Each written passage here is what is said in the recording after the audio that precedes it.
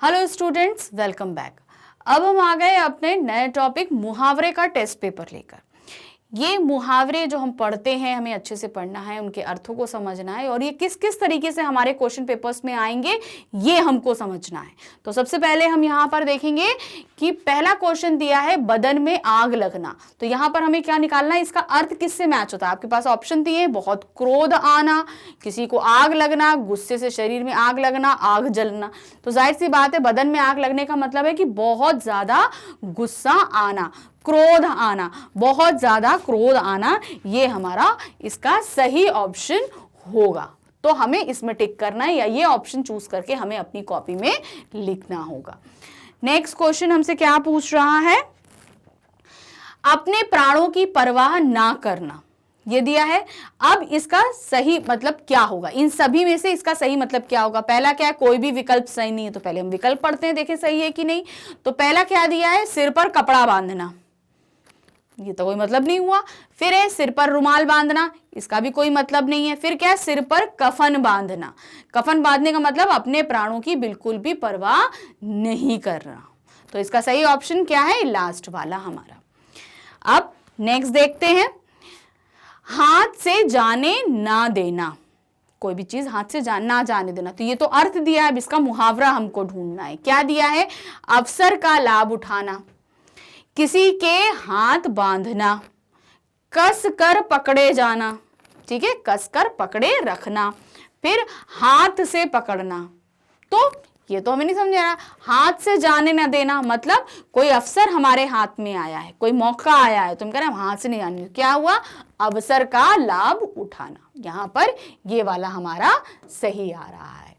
अब next question हमसे क्या पूछ रहा है, अब इन्होंने रिक्त स्थान के उसमें दे दिया, रिक्त स्थान दे दिया और उसमें आपको ये इसके पूरा पूर्ण करना। क्या दिया है, सरदार भगत सिंह ने साहस और देशभक्ति की भावना डैश थी। तो आपको इससे सिमिलर मुहावरे भरने हैं, ये ध्यान रखिएगा। मुहावरा इसके बीच में वो डालना है जो इसमें एकदम सूट करे। तो क्या दिया है, सरदार भगत सिंह में साहस और देशभक्ति की भावना कूट कूट कर भरी थी। तो कूट कूट कर भरना यानी कोई चीज बहुत अच्छे से आत्मसात करना, अपने अंदर रख लेना। तो क्या है, कूट कूट कर भरी थी। नेक्स्ट आइए, मालकिन कई दिन से उसके बहाने सुन रही थी, आज उसके आते ही डैश हो उठी। मतलब कोई नौकरानी है जो डेली डेली कोई ना कोई बहाने बता रही थी, आज जो है जैसी वो आई मालकिन बहुत गुस्से में थी। तो क्या हुआ, बहुत दिन से चुपचाप सुन रही थी, क्या आज आते ही आग बबूला हो उठी, उसके आते ही आग बबूला हो उठी। मतलब वो नया कोई बहाना सुनाती, उससे पहले ही उसको खूब क्रोध आ गया। नेक्स्ट, गज्जू दादा ने शत्रु का डैश का वादा तो किया पर उसे निभा ना पाए। कहने का मतलब उसका जान निकाल देने का मतलब उसकी कमर तोड़ने का वादा किया, कमर तोड़ने। क्या दिया, गज्जू दादा ने शत्रु की कमर तोड़ने का वादा तो किया पर उसे निभा नहीं पाए। चलिए अब नेक्स्ट हमारा क्या आता है, राजू के घर में डैश है क्योंकि उसका पिता उसी के निर्देश पर काम करता है।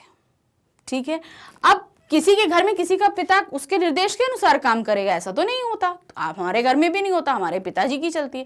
तो यहां पर क्या है, राजू के घर में उल्टी गंगा बहती है। क्या होगा, राजू के घर में उल्टी गंगा बहती है क्योंकि उसका पिता उसी के निर्देश पर काम करता है। तो यहां पर क्या होगा, उल्टी गंगा बहती है। फिर नेक्स्ट हमारा क्या आया, जिस किसी भी संस्था में डैश है वह संस्था हमेशा आगे रहती है। तो अब यहां पर हमें क्या सुटेबल मिलेगा, वो संस्था आगे जिसमें सभी एक राय रहते हैं।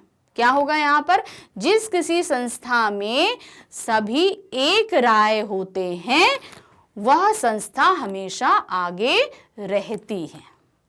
बस आपको ये ध्यान रखना है, मुहावरे एकदम सुटेबल आपको फिल करने हैं, इनमें कोई भी मिस्टेक नहीं होनी चाहिए। फिर क्या है, सुरेश तो पहले से ही दुखी था, अब ऐसा अपमानजनक शब्द उसके लिए डैश जैसा है। तो क्या हुआ, यहां पर उसके लिए जले पर नमक के समान है। पहले ही वो दुखी था, अब और अपमानजनक हो गया, यानी कि जले पर नमक जैसा है। कोई जला उसके ऊपर नमक डाल दे, यानी पहले उसको अपमान था, उसको इतनी तकलीफ थी, उसके ऊपर और उसके अपमानजनक बातें की गई, तो क्या हुआ, जले पर नमक के समान है।